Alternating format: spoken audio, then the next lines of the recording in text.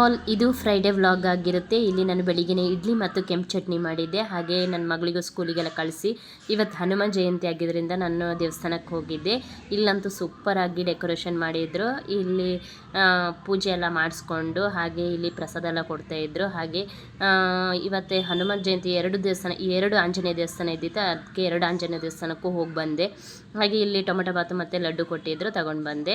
ಹಾಗೆ ಇಲ್ಲಿ ಮಧ್ಯಾಹ್ನ ಊಟಕ್ಕೆ ಸೊಪ್ಪು ಸಾಂಬಾರು ಮತ್ತು ಎಗ್ ಬೇಯಿಸಿದ್ದೆ ಆಗಿತ್ತು. ನಾವು ಫ್ರೈಡೇ ತಿಂತೀವಿ ನಾನ್ ವೆಜ್, ಹಾಗಾಗಿ ಎಗ್ ಬೇಯಿಸಿದ್ದೆ. ಇಲ್ಲಿ ಇವಳು ನನ್ನ ಮಗಳು ಸ್ಕೂಲಿಂದ ಬಂದು ಇವಳನ್ನ ಸ್ನಾನ ಎಲ್ಲ ಮಾಡಿಸಿ ಕುಳಿಸಿದೆ.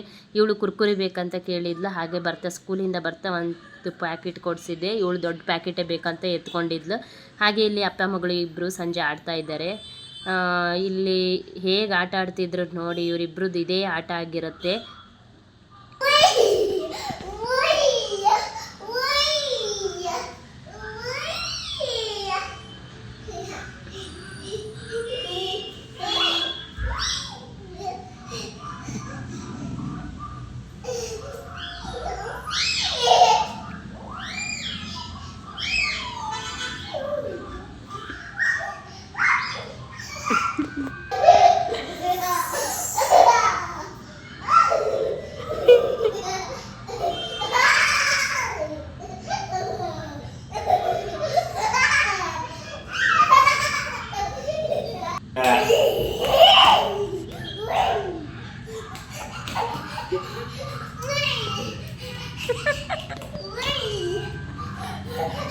ಇಲ್ಲಿ ಅವಳು ಅಳ್ತಿದ್ಲು. ಯಾಕಂದರೆ ಇವಳಿಗೆ ಇನ್ನೂ ಆಟ ಆಡಿಸ್ಬೇಕಿತ್ತಂತೆ. ಇಷ್ಟೊಂದು ಬೇವರೆಲ್ಲ ಬಂದಿತ್ತು, ಆದರೂ ಆಟ ಆಡ್ತೀನಿ ಅಂತ ಅಳ್ತಾ ಇದ್ಲು.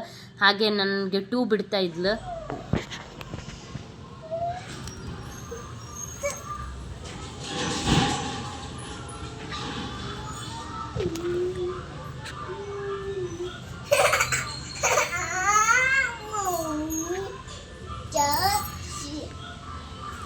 ಹಾಗೆ ಇಲ್ಲಿ ಈವ್ನಿಂಗ್ ಸ್ವಲ್ಪ ಹೊರಗಡೆ ಹೋದೆ. ಹೀಗೆ ಸ್ವಲ್ಪ ತರಕಾರಿ ಎಲ್ಲ ತರಬೇಕಿತ್ತು, ಹೋಗಿದ್ದೆ.